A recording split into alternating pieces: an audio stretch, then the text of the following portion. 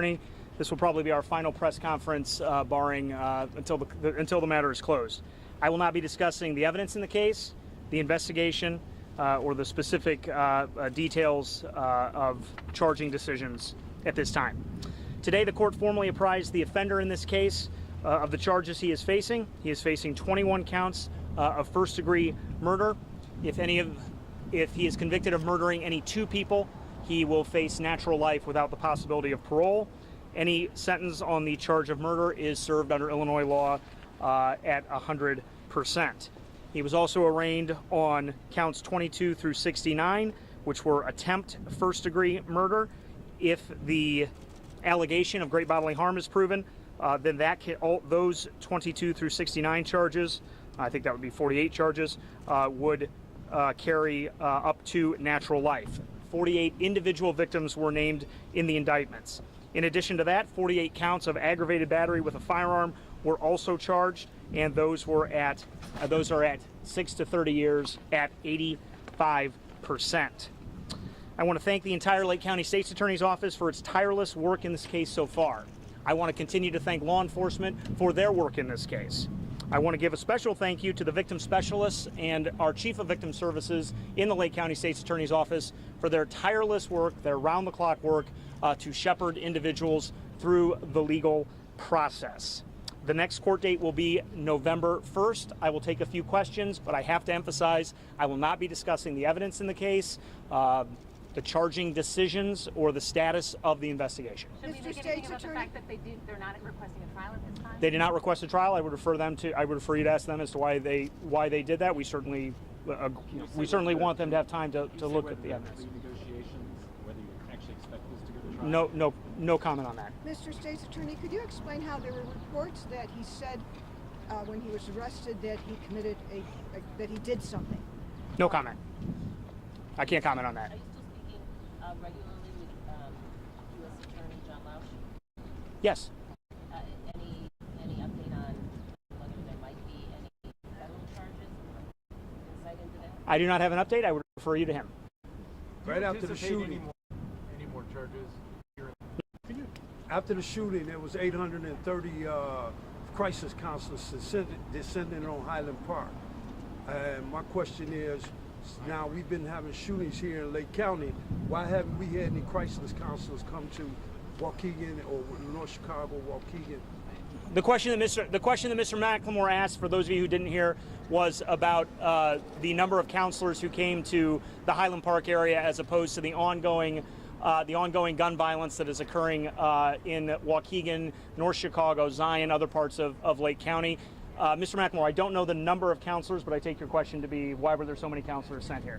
The FBI and the Red Cross, as well as the State's Attorney's victim specialists, did respond to the Highland Park scene with respect to violence that we see, unfortunately, in Lake County. Our victim specialists, we have 12 of them. I'm happy to say that those numbers have expanded since I become State's Attorney. We have 12 victim specialists, and we respond to every single shoot, in a single situation where we have a victim. The FBI and the Red Cross sent the people that they sent. Can you just explain the technicality of 21 murder charges? Sure. Yeah, I don't want to get too much into the details of it, but basically 7 people lost their lives. There are 3 alternative ways that we see in very many murder cases. There are 3 alternative ways to charge the offense of murder. That's why there are 21 counts. If you were to go to any murder prior to this proceeding, you would see that very typically there are 3. Sometimes there are 2, but most often there are 3. Can you explain why that's done for those of us who don't, Sure. Generally speaking, the 3 types of murder are about what the person's mindset was. Excuse me. Did they intend to cause death? Did they knowingly cause death? Did they intend to cause great bodily harm that eventually led to the death? Did they knowingly cause bodily harm that led to the death? All of those can lead to murder. It has to do with the mindset. I'm speaking very generally under Illinois law. Can you say anything about the discovery that you're turning over to? Can you explain again? It was up to his attorneys to demand the trial. I mean, what's going forward next? Generally speaking, under Illinois law, the defense may demand a trial, either in writing or orally. The defense did not do that today. That was what happened in the public courtroom. I'm not going to comment beyond that. But that can happen at a later date. Of course, yes. You talked about his mindset. Any indication of a motive? No, I'm not gonna comment on that. And the question about mindset was generally how mindset is dealt with under Illinois law, not his. Do any of the charges relate to the illegal possession or ownership of a firearm or illegal purchase of a firearm? And do any of the charges relate to him doing anything illegal with that gun before he shot it? The 117 counts that are on public record do not describe a weapons offense. Can you talk about whether or not the parents could potentially face charges? I will not comment on that. Do you think any federal charges will come? I would refer everyone to the U.S. Attorney's Office as to that question. I don't have any other comment on that. Have you been in contact with John Lodge? Yes. Is the defendant in any way cooperating with the investigation? I'm not going to comment on that. Take 2 more questions. Do you have a word for the victims? Well, certainly our office continues to support them. I was touched. I was moved by the individual effort that our victim specialists have shown in this case and in all cases, even separate from this case. They do an unbelievable work. Are trained professionals. They are compassionate, and they reach out to every victim in every single crime, but particularly crimes of violence. Not just these cases, but in every single case that we have here in Lake County, and they've done an unbelievable job. Okay, all right. Thank you, everybody.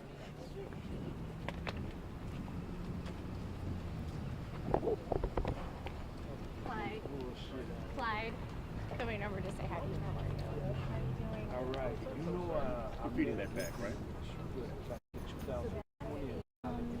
Do you remember as you're taking us to Highland Park to get back at me? I'm sorry, because I went up in front of them, the militia, to say, hey, don't. How are you?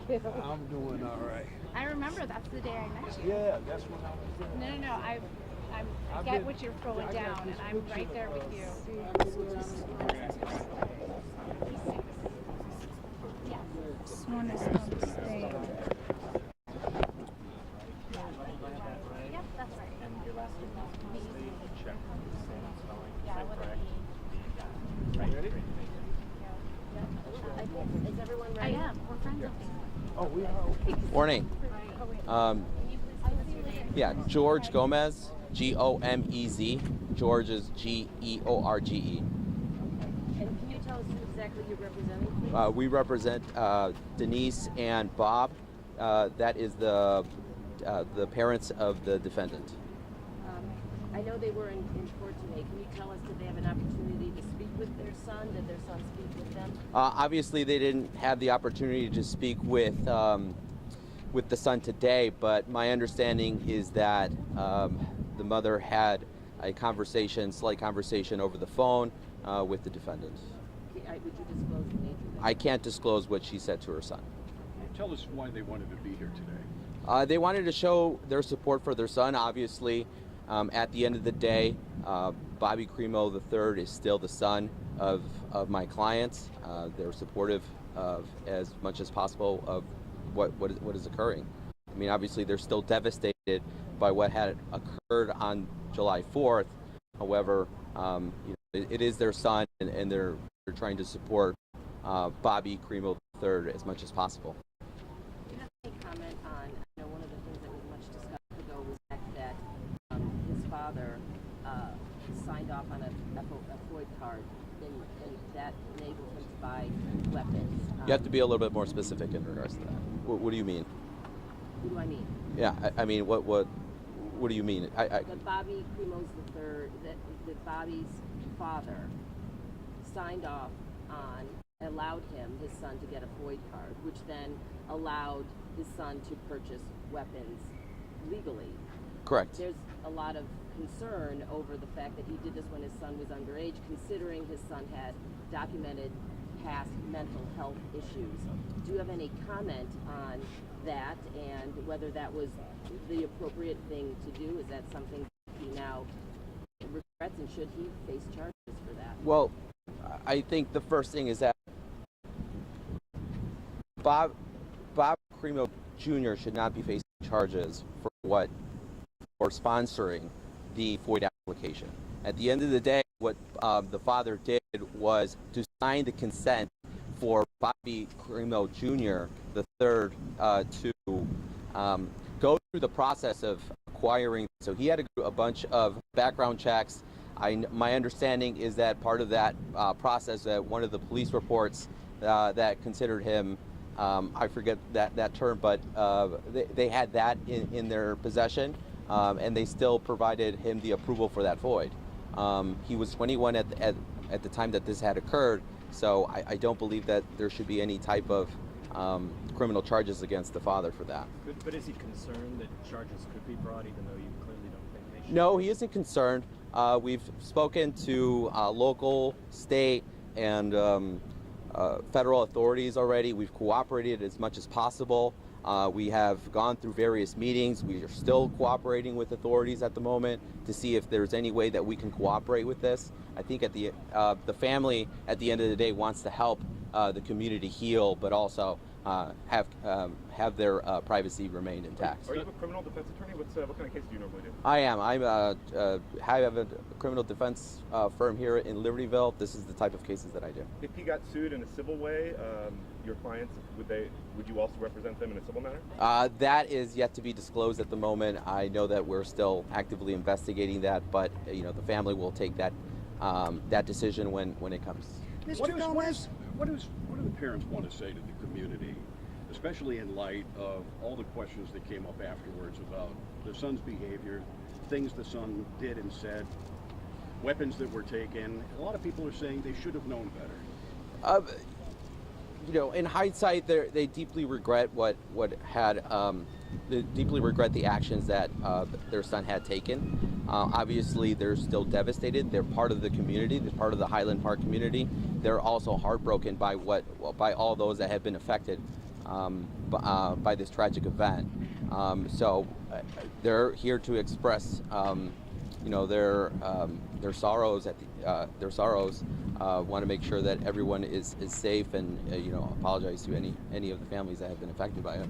Mr. Gomez, when you say that the Cremo family wants to help the community heal, what could they possibly do? Again, they're cooperating with all authorities in every aspect. I mean, they're trying to turn stones wherever they can, and we're trying to help them any way possible. Have they looked up any of the people who were shot or the families of people who were killed to try to talk to them? No. At this moment, we're trying to be as respectful as possible about that aspect. Have any families contacted them that wanted to talk to them? Those I can't disclose that. George, are you guys open to a plea agreement? Are you in discussions with prosecutors? Well, we're not being formally charged at this moment, so there's nothing to negotiate at the moment.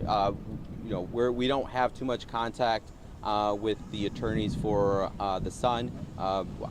We don't have, I guess, the power to see what type of negotiation deals they're going to take at the end of the day. So no. Do the rules allow in-person visits of the parents of the defendant? In-person visits, you would have to ask the Lake County Sheriff. My understanding is that those change from the times. At this moment, I wouldn't have an appropriate answer for that. Can you say, have they spoken to him since he was arrested? They have spoken to him since he was arrested. That is correct. In 2020, Cremo was at Proud Boys protest in Highland Park. I had an encounter with him. Did the family know that he was part of the Proud Boys? So, my understanding is that the son is not associated to any type of organization. I got a picture right here. Well, again, we've already as far as the family is concerned, they didn't have any knowledge of the son having any type of association with any type of organizations. So I think that would be a better question for the son, not for the family. The reason why I ask is because if the father co-signed to buy him a gun, he knew his son was associated. Well, it's not a co-sign. It's a consent to go through the process. Okay, and then his son is part of the Proud Boys, and I can show you right here that he is part of the Proud Boys because I personally protest against him. Okay. And I got a picture from 2020 where he grabbed his gun, his phone like a gun. Well, the family is not heavily involved in the social media of their son. The family does not have any knowledge of any type of organizations that he may just be associated with. that's as far as it What goes. happens next then, in terms of communication with their son and I know continuing cooperation, but so you don't know, there's no weekly visits, or do they want to have weekly visits, anything like that? Well, that's going to be dictated by the Lake County Sheriff. Obviously, as parents, they want to have some type of contact with their family, and whether or not the son has contact with the parents is going to be he's the one that makes phone calls. So I don't know. I'm not too sure whether or not the Lake County Sheriff's Office is going to permit those type of visitations. My understanding is that there's still COVID procedures that are still happening at the moment. So I don't know. Does the family have any views on present gun control laws? Would they like to see them more strict or more lax? That I haven't spoken to them just yet, but obviously this is a big problem throughout the United States.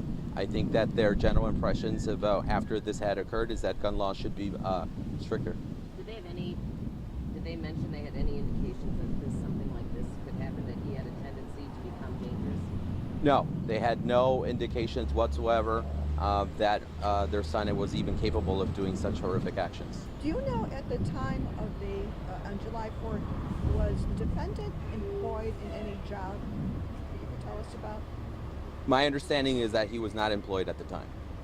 And had he been employed in the months? He had been employed. What was his last job that you know of? You know what? That I can't disclose at this moment either. Would you say he had a profession? And what would you I can't disclose that either. I'm not sure if you answered this already. Why does the parents need separate counsel from the defendant? I'm not sure if you answered that already. Well, it's a different type of legal analysis. Obviously, they haven't retained counsel for the purposes of defending themselves. The purpose of me being retained is to help them throughout the process, to help them with the media, help them cooperate with authorities. There's a bunch of authorities right now, again, state, local, federal officials that have every intentions of meeting with the family, and I'm just helping them, guide them, scheduling them any way possible to help them with this investigation. And there's no correlation between your counsel and his counsel. You guys aren't correlating together with any information or anything like that? No, we are absolutely not coordinating with each other. They have their own team of counsels with the Public Defender's Office. Our communications are very limited within the Public Defender. That brings me to my last question. Why, or did the parents, I know initially a private attorney was hired to represent their son. Any thought or discussion about bringing in a private attorney now or at any point or are they content to let the defender's office handle the discussion between the family? We haven't really discussed too much if they were going to acquire a new attorney for the son. It seems that they're rather they seem content with the representation at the moment. I know that they have spoken with the Public Defender's Office in a very limited basis in regards to what would occur today, and if they would have any questions that they would have in regards to the investigation. But again, that's limited. They don't disclose anything at the moment. Are the parents resigned to what appears to be the fact he will spend the rest of his life behind bars? Again, they're in shock. When they heard about the possibility of a life sentence, they're in shock about that. What's the temperature like between the son and the family? I know it's kind of detailed, but what is that temperature like inside of that? If you could speak to it a little bit. That's their son, but obviously did something so heinous. What's the temperature like? Are they separating themselves from their son? No, not at all. I mean, as parents, they try to be as supportive as possible. You're talking about parents that had no idea of this ever occurring. Not hire a private attorney? That question, I wouldn't be able to tell you that. That's a question I don't know. Are your clients employed? And I mean, if they are, do you know what their jobs are? That I won't disclose at the moment. Is this correct? She lives in Highland Park and he lives in Highwood? That's correct.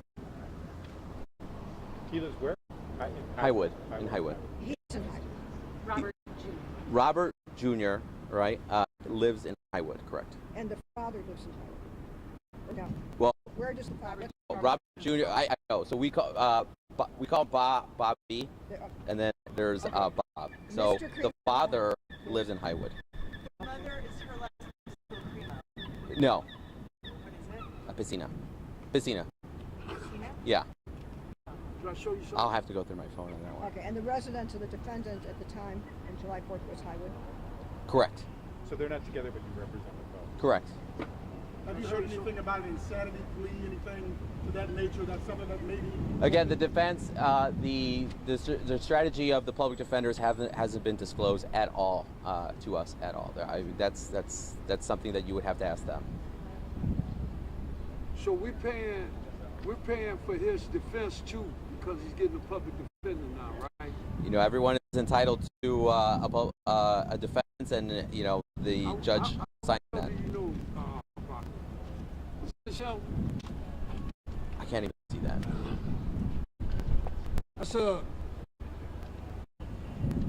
That's 2020 Highland Park at a Proud Boys. I understand, but I'm not willing to disclose that association. Again, we have no knowledge of that. We're good? Thank you. Sir, could you say your first name again? George Gomez, G-O-N. That's right out of George. You said what? You get off the Libertyville. Is it September 7th? There's a way to get a hold of you. Email or anything like that. Oh, can I get your name and number in case? Sorry, I hear that you had already said a bunch of that stuff, so my apologies for making you reach. I just wanted to make sure these was okay, so is everything that well, I would like to make some portion of Spanish if it's possible. Because